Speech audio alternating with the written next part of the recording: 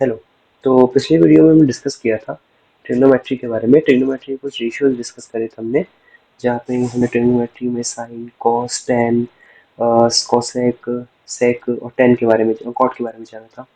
इनके फॉर्मूलेस पढ़े थे हमने, ट्रिग्नोमेट्री की टेबल कैसे बनाते हैं ये सब पढ़े थे हमने।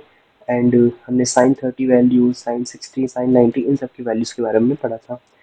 आज हम एनसीईआरटी की बुक का 8.1 एक्सरसाइज कवर करने वाले हैं, जिसमें कुछ क्वेश्चंस हम कवर करेंगे। तो हम बिना किसी देरी के क्वेश्चंस पढ़ते हैं। ओके, ठीक है। तो अभी हम देखते हैं कुछ इंट्रोडक्शन 8.1 से पहले, इंट्रोडक्शन और ट्रिग्नोमेट्री में, जहाँ पे सबसे पहले एक बात इंपॉर्टेंट हमें ये रखनी पड़ेगी। हमने कल साइन, कॉस, टेन के फॉर्मूलेस के बारे में जाना था एंड उनके फंक्शंस के बारे में जाना था, उनके रेशियोज के बारे में। लेकिन अब हमें यहाँ पे ट्राइंगल से कुछ रिलेटेड चीज़ों को ध्यान में रखना पड़ेगा। हमें ये पता है कि अगर मैं बात करूँ ट्राइंगल की, तो एक मिनट, हाँ, हमें ये पता है कि एक राइट एंगल जो ट्राइंगल होता है वो इस तरह से बनता है, जहाँ पे ये हिस्सा क्या होता है, उसका राइट एंगल होता है। इसको मैं नाम दे दूँगा ए, बी और सी। ये चीज़ हमें पता है कि राइट एंगल ट्राइंगल में ये हमारा बी जो है 90 डिग्री का है। एंड इस वाली साइड को बोलते हैं हम हाइपोटेन्यूस,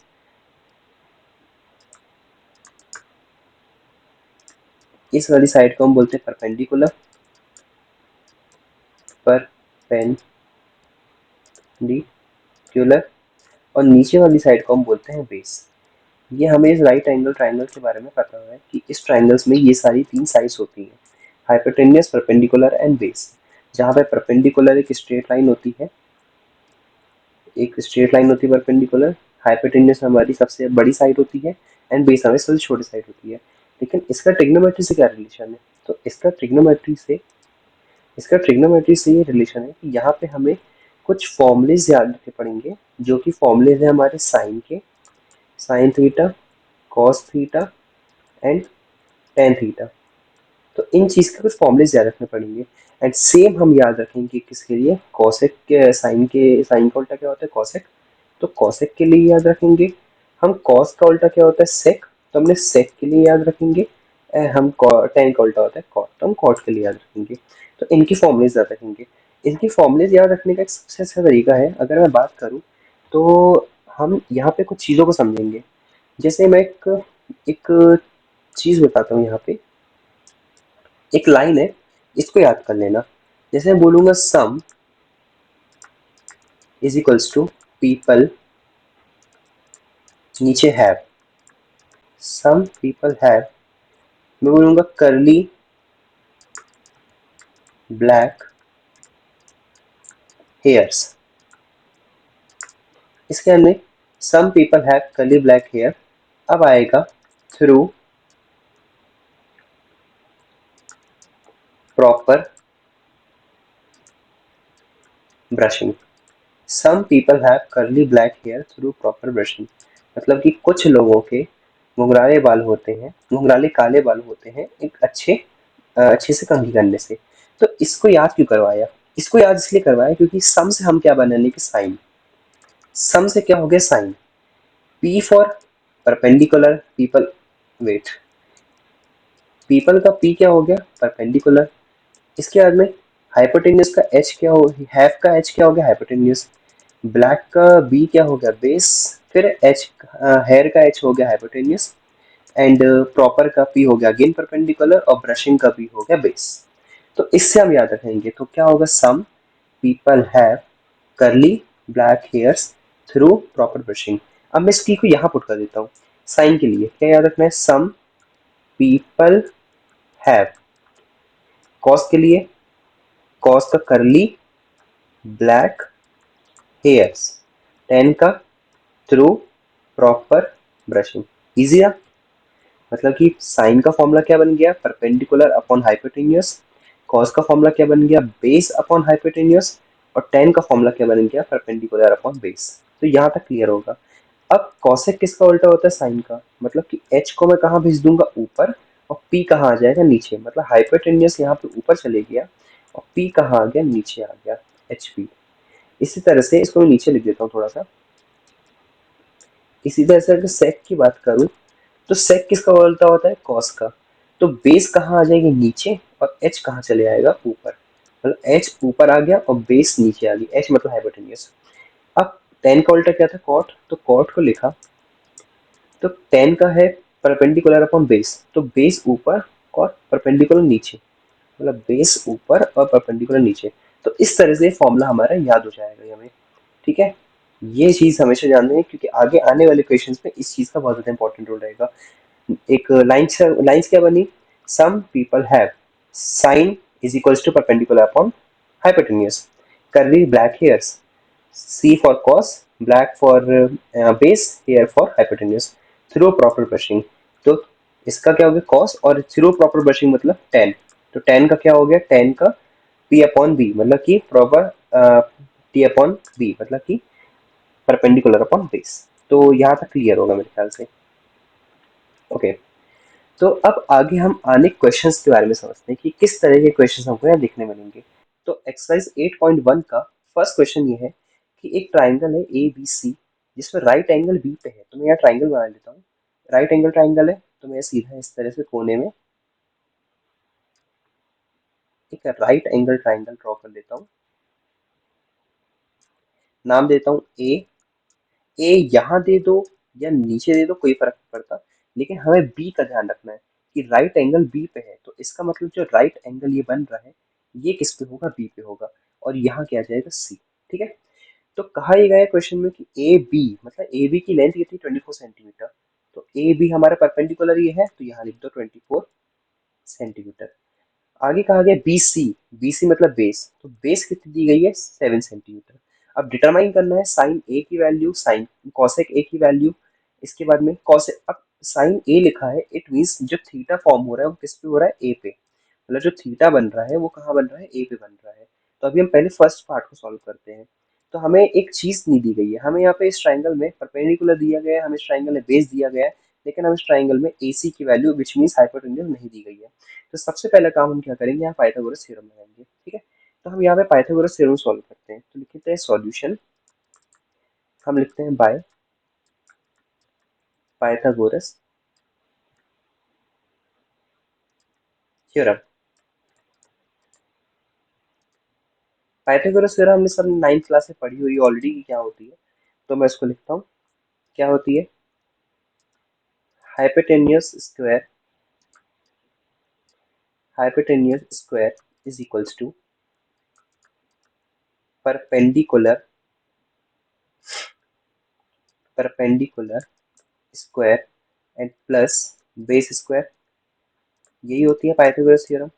हाइपोटेन्यूज स्क्वायर मतलब कि ए सी, तो ए सी क्या है अपनी हाइपोटेन्यूज, ये हमारी हाइपोटेन्यूज है, ये हमारी बेस है, और ये हमारी परपेंडिकुलर है, ठीक है। तो इसको मिटा देना कंफ्यूजन ना हो। तो हाइपोटेन्यूज क्या है हमारी ए सी, तो हम लिखते हैं ए सी उसका square is equals to, perpendicular क्या है हमारी ए बी, तो हम ये लिखते हैं ए बी और इसका स्क्वायर प्लस बेस क्या है बी सी, तो मतलब बेस की जगह लिख दिया बी सी और इसका स्क्वायर। हाइपोटेन्यूज ए सी है और वो हमें फाइंड करनी है, तो उसको हम ऐसे लिख देते हैं as it is. Then A B, A B क्या है हमारा 24 सेंटीमीटर, 24 सेंटीमीटर का बेसिकली क्या कर देंगे, स्क्वायर कर देंगे। और हमें बी सी, बी सी मतलब कि 7, तो 7 का 7 लिख दिया और 7 का स्क्वायर, ठीक है।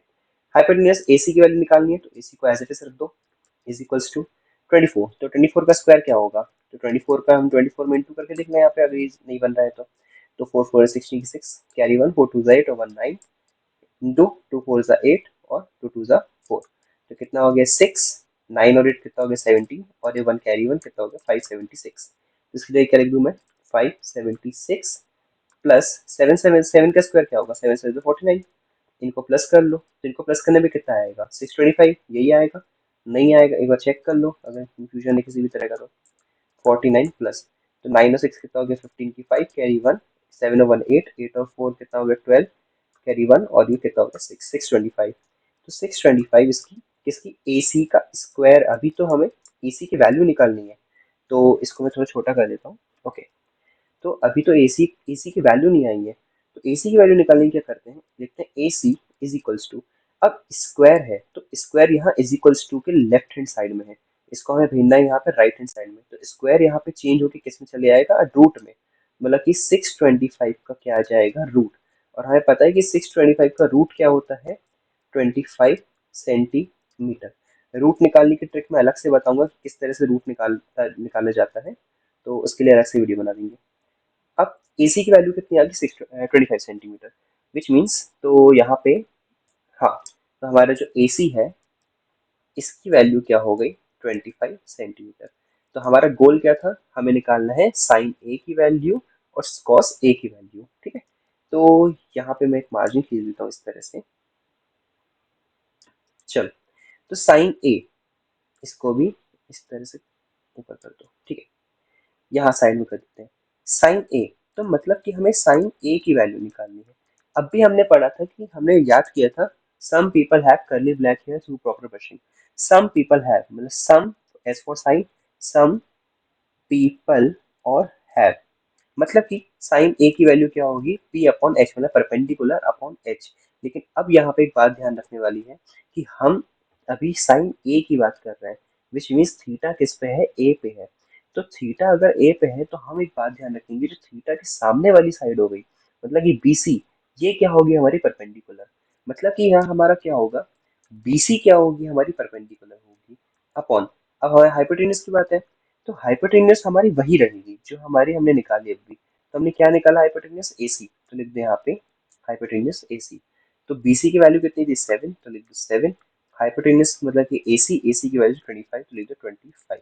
मतलब साइन ए की वैल्यू क्या हो गई 7/25, और ये हमारा साइन ए का आंसर है। अभी हमें किसको निकालना है, कॉस ए को निकालना है, तो लिखते हैं कॉस ए। सेम फिर से कॉस ए का क्या होता है, करली ब्लैक हेयर्स, मतलब करली ब्लैक और हेयर्स, बी अपॉन एच। अब फिर से वही सेम चीज, बी क्या होगा कॉस ए की, मतलब थीटा किस पे है, ए पे है, तो बेस क्या होगी ए और बी, क्योंकि हमें थीटा को ध्यान में रखना है। अगर थीटा को ध्यान में नहीं रखा तो यहाँ पे दिक्कत हो जाएगी। तो बेस क्या होगी ए और बी, तो बेस को लिख लो ए और बी। हाइपोटेन्यूज क्या होगी, हाइपोटेन्यूज वही रहेगी, एसी ही रहेगी, तो लिख दिया एसी। तो ए बी की वैल्यू कितनी है, ए बी की वैल्यू है 24, एसी की वैल्यू कितनी है, एसी की वैल्यू 25। तो ये हमारा क्या होगा, इसका कॉस ए का और हमारा कॉस ए का और साइन ए का हमारा आंसर होगा। कॉस ए की वैल्यू 24/25 और साइन ए की वैल्यू है 7/25। मेरे ख्याल से यहाँ तक क्लियर होगा। अब सेकंड पार्ट में आए, तो सेकंड पार्ट में क्या होगा, हमें पूछा गया साइन सी, मतलब कि फॉर्मूला वही है, बस सम पीपल हैव, लेकिन वैल्यूज अलग हो जाएंगी। अब साइन सी के बारे में पूछा है, सी मीन्स मतलब कि यहाँ पे इस बार थीटा कहाँ दिया है अपन को, सी में दिया है, मतलब यहाँ पे थीटा है। तो सामने वाला साइड क्या हो जाएगा, मतलब कि ए बी क्या हो गई परपेंडिकुलर, बी सी क्या हो गया बेस और ए सी क्या हो गया हाइपोटेन्यूज, ये नॉर्मल रहेगा। तो परपेंडिकुलर क्या होगी ए बी, तो लिखते हैं यहाँ पे ए बी। हाइपोटेन्यूज क्या होगी एसी, जो कि नॉर्मल भी वैसी रहेगी, कोई सा भी थीटा ले लो। तो ए बी की वैल्यू कितनी है हमारी, ए बी की वैल्यू है 24 अपॉन और ए सी की वैल्यू 25। सेम नेक्स्ट अब आते हैं कॉस सी में। तो कॉस सी की अगर हम बात करें, इसको मैं सेपरेट कर देता हूँ कि कंफ्यूजन ना हो, ये अलग है ना। अब कॉस सी फिर से वही करली ब्लैक और हेयर्स, फिर से वही सेम चीज, कॉस बी क्या होगा हमारा, बी नॉर्मल नॉर्मल होगा क्योंकि सी पे थीटा है, मतलब कि हमारा बी हो जाएगा बी सी। हाइपोटेन्यूस, हाइपोटेन्यूस हमारी वही नॉर्मल रहेगी, तो ए सी। तो बी सी की वैल्यू क्या हो गई, तो बी सी की वैल्यू है हमारी 7, और ए सी की वैल्यू क्या है, तो ए सी की वैल्यू हमारी 25। तो ये हमारी किसकी वैल्यू आ गई, कॉस सी की। तो यहाँ हमारा फर्स्ट क्वेश्चन क्या होगा, कंप्लीट। मतलब कि जहाँ पे हमें कौन कौन सी वैल्यूज देखने मिल रही है, तो हमें को देखने मिल रही है साइन ए, हमको यहाँ पे साइन ए की वैल्यू देखने मिल रही है। साइन ए की वैल्यू क्या है हमारी, ये वाली 7/25। कॉस ए की वैल्यू क्या है 24/25। इसी तरह से साइन सी की वैल्यू क्या है 24/25, एंड कॉस सी की वैल्यू क्या है 7/25। तो ये हमारा क्या होगा यहाँ पे आंसर। ठीक है, अब नेक्स्ट क्वेश्चन में बढ़ते हैं। नेक्स्ट क्वेश्चन में बोला गया है कि इन द गिवन फिगर, यहाँ फिगर नहीं बना है, मैं फिगर बना देता हूँ, है ना। तो यहाँ पे हमें मैंने फिगर बना दिया, तो हमें बोला गया है कि हमें 10p और हमें cot r, मतलब 10p की जो वैल्यू होगी और cot r की जो वैल्यू होगी उसका क्या करना है, माइनस करना है। तो सबसे पहले तो हमें यहाँ पे सारी वैल्यूज पता होनी चाहिए। सेम पी क्यू आर एक फिगर है यहाँ पे लिखा नहीं है, यहाँ लिख देता हूँ।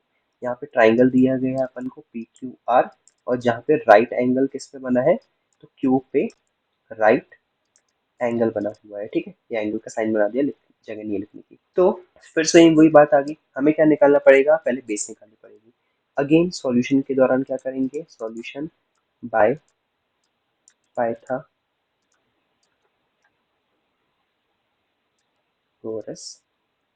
थ्योरम।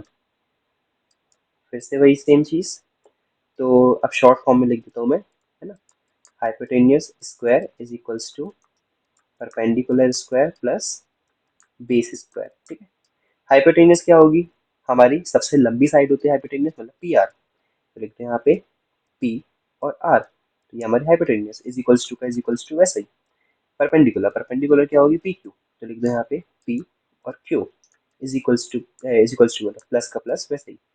बेस, बेस क्या है क्यू आर। अब बेस यहाँ पे निकालनी है, इस बार हमें बेस यहाँ पे हमें फाइंड आउट करनी है। ठीक है, तो पी आर की वैल्यू है 13, तो लिख दो यहाँ पे 13 का स्क्वायर इज इक्वल्स टू, ये ब्रैकेट है, पी क्यू, पी क्यू की वैल्यू 12, तो लिख दो यहाँ पे 12 का स्क्वायर प्लस, और बेस तो निकालनी है, मतलब क्यू आर फाइंड कर ली, तो क्यू आर को ऐसे लिख दो सिंपल। 13 का स्क्वायर कितना होता है, 13 का स्क्वायर होता है 169। 12 का स्क्वायर कितना होता है, 12 का स्क्वायर होता है 144। ठीक है, इंटू करके देख लें 12 को 12 से और 13 को 13 से, इतना ही आंसर आएगा। क्यू आर का स्क्वायर, तो क्यू आर हमें वैल्यू निकालनी, तो क्यू आर का स्क्वायर को ऐसे लिख देते हैं, सिंपल सी चीज है। 144 को यहाँ क्या कर देंगे, इज इक्वल्स टू के side left hand side transpose, तो जो 144 के साथ अभी कोई साइन नहीं है, मतलब प्लस का साइन कंसीडर करेंगे, तो प्लस का साइन किस में बदलेगा, ट्रांसपोज के दौरान माइनस, प्लस माइनस में बदलता है, तो लिख देते हैं 169 minus 144 is equals to Q R का स्क्वायर वैसे ही वैसा।